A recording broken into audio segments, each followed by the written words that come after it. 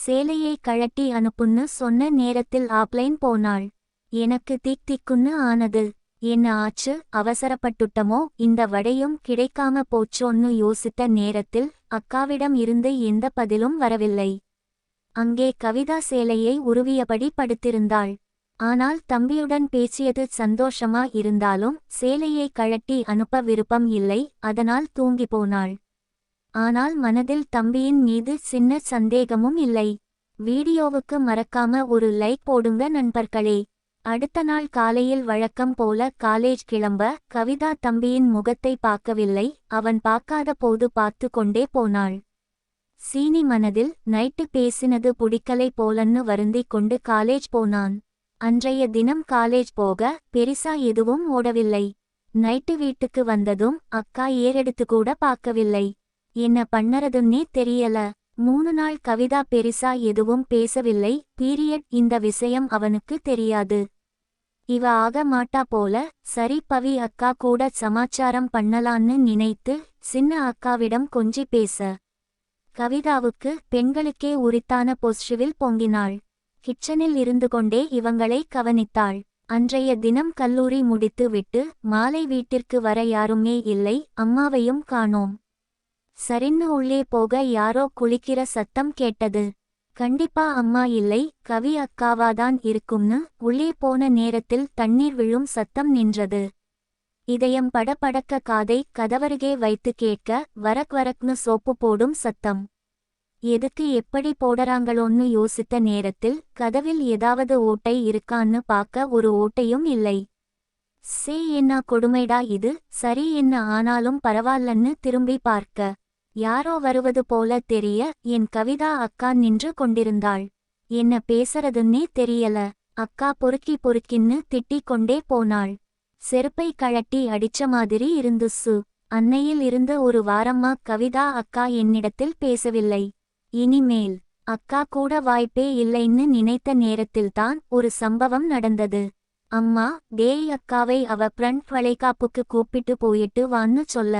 நான் முடியாதும்மான்னு சொல்ல அம்மா வற்புறுத்தியதின் விளைவாக நானும் செல்ல போற வழியில் அக்கா முன்னே வந்தாள். பன்சன் வீட்டை அடைந்ததும் எல்லோருமே சீவி சிங்காரித்து வந்தனர்.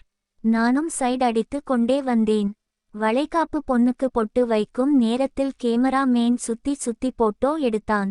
அக்காவும் பொட்டு வைத்து கீழே இறங்கி வர பொண்ணோட அம்மா, ஏம்மா நீ உன் புருஷனோட இல்லையாமே, தனியாவா வந்த, வாழாவெட்டியாவா இருக்கன்னு கேட்டதும் அக்காவின் கண்ணில் நீர் ததும்பியது. நான் என்ன பேசுறீங்க, அறிவு இருக்கா, உங்க பொண்ணும்தான் சரியில்லைன்னு பேசுறாங்க, கம்முன்னு போம்மான்னு சண்டைக்கு போக. அப்படி இல்ல, தாலி இல்லாம இருக்கா அதான் கேட்டேன். நான் சண்டை போட அக்கா சமாதானம் பண்ணி சாப்பிடாமல் அழைத்து வந்தாள். வரும் வழியில், ஏண்டா உனக்கு என்னைய திட்டினால் அவ்வளோ கோபம் வருமா? யாரும் என்கிட்ட பேச தேவையில்லை, ஒரு வாரமா எங்க போச்சாம்? ஆமாம் நீ பண்ணுற வேலைக்கு வந்து பேசுவாங்க. பாத்ரூமை பார்த்துட்டு இருந்தா. நான் வேணுனே பார்க்கலை, உனக்கு சர்ப்ரைஸ் கொடுக்கலாம்னு வந்து நின்னேன், ஆனால் நீ இல்லை. அது சரி, நான் தான் உள்ளே குளிச்சிட்டு இருந்தேன்னு எப்படி தெரியும்? அது வந்து உன்னோட கருப்பு நைட்டி கதவில் தொங்கிட்டு இருந்துச்சுக்கா அதான். நான் பார்த்த மாதிரி வேற யாரும் பார்க்கல, அம்மாவோ பவியோ பார்த்து இருந்தா என்ன ஆகிறது? அது சரி, இன்னும் மாதிரி குறுப்பில் இருக்கையா? அந்த நேரத்தில் வண்டிய நிறுத்தி ஒரு ரெஸ்டாரண்ட் போனோம். அங்கே பல பிகர்கள் அங்கே இருக்க யாரையும் பார்க்கவில்லை. கவிதா சாப்பிட்டு கொண்டே, டேய் நல்லவனே, நான் திரும்பிக்கிறேன், நடித்தது போதும் சைடு அடிச்சுக்க. அதுக்குதான் காலேஜ் போற படிக்கிறதுக்கு இல்லையே. போக்கா அதெல்லாம் இன்ட்ரெஸ்ட் இல்லை. ஏண்டா யாரையும் பிடிக்கலையா? ஆமாக்கா, எனக்கு இங்க எவளையும் பிடிக்கல, எல்லாமே வத்தலும் தொத்தலுமா இருக்கு. அப்படின்னா சாருக்கு கல்யாணம் ஆனை பொண்ணதான் பார்க்கானும் போல. ஆமாக்கா, பழுத்த பழம்தான் ருசிக்கும், அங்க பாரு ஒருத்திக்கு பின்னாடி பக்கெட்டே இல்ல. இவள கல்யாணம் பண்ணி என்ன பண்ண? தம்பியின் வார்த்தையை கேட்டு தன்னை அறியாமல் சிரித்தாள்.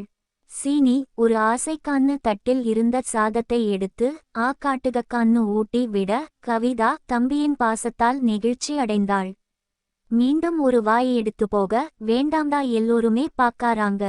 யார் பார்த்தா என்ன, என் அக்காவ நான் கொஞ்சுவேன்னு மீண்டும் ஊட்ட கவிதாவும் காட்ட பாதி வாயிலையும் ஒழுகி சில பருக்கை சிந்தியது. வாயை துடைத்து விடுவது போல அக்காவ லைட்டா பட்டும் படாமல் சந்தேகம் வராத மாதிரி துடைத்து விட்டான். கவிதாவின் முகத்தில் புன்னகை பொங்கியது. இப்படி சிரிச்சாதான்கா நீ அழகா இருக்கு. குழந்தை இல்லைன்னு பீல் பண்ணாதக்கா. நான் இருக்கேன் மாமா பக்கத்தில இருக்கேன்னு பீல் பண்ணாதே. சரிடா செல்லம். சரிடா அக்காவை உனக்கு ஏன் பிடிக்குது? நீ பாசமான அக்கா அதான். எப்படி சொல்லுற?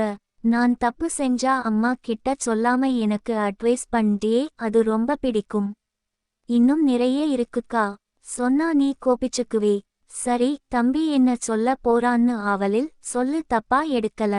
எனக்கு பொண்ணு பாக்கும்போது அழகா அதாவது உன்னைய மாதிரி பூசண மாதிரி இருக்கணும்.